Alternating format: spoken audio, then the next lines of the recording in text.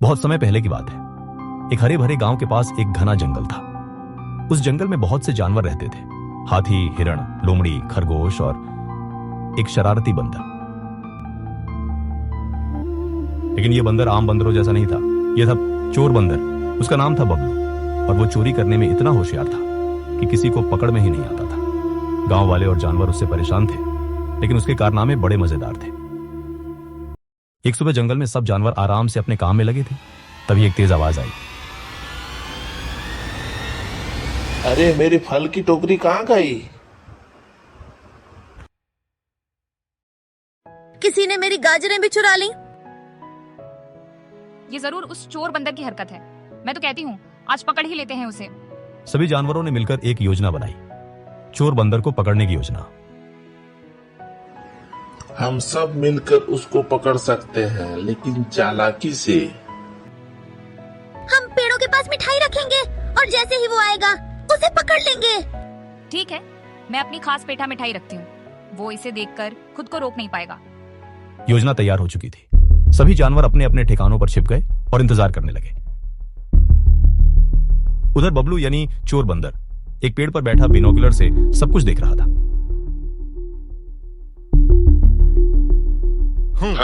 ये जानवर क्या सोचते हैं, मुझे मिठाई से फंसाएंगे? मैं बबलू हूँ, सुपर चोर। लेकिन मिठाई देखकर उसका मुंह भी टपकने लगा। थोड़ी सी ले ही लेता हूँ, किसे पता चलेगा।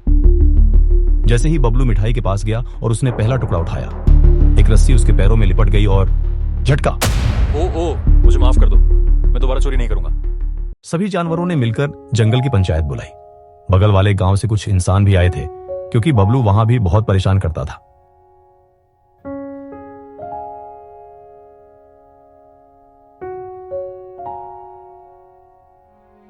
इस बंदर ने हमारे घरों से फल, टोपी, मोबाइल सब चुराया है।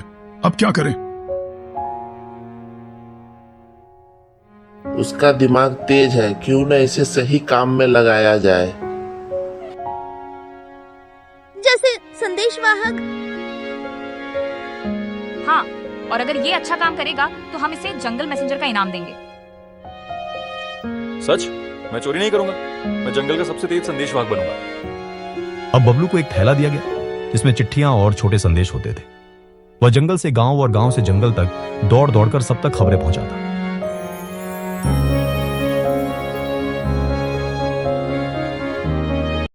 खरगोश जी, ये लोमड़ी जी का संदेश है।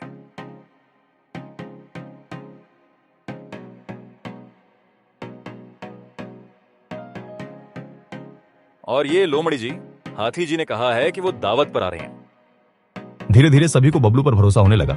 गांव वाले भी अब उसे पसंद करने लगे थे। एक दिन जंगल में आग लगने की खबर आई। हवा तेज थी और आग फैल गई थी।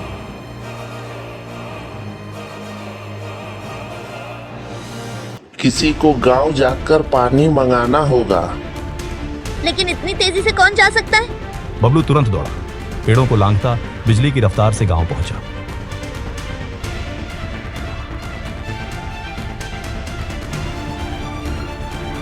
मुखिया जी, जंगल में आग लग गई है, हमें जल्दी पानी चाहिए। कुछ ही देर में गांव से पानी लेकर सभी लोग जंगल पहुंचे और आग बुझा दी। आग बुझने के बाद सभी जानवर और गांव वाले बबलू के चारों ओर जमा हो। आज बबलू ने साबित कर दिया कि वह चोरी के लिए नहीं, बहादुरी और बुद्धि के लिए जाना जाएगा। हम उसे जंगल मैसेंजर ऑफ द ईयर का इनाम देते हैं।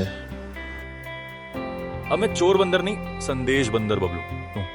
हर किसी में कुछ न कुछ खास होता है। अगर हम अपनी चालाकी को गलत कामों में लगाने के बजाय अच्छे कामों में लगाएं, तो हम सबका भला हो सकता है। बबलू ने अपने हुनर को सही दिशा दी और बन गया सबका प्यारा।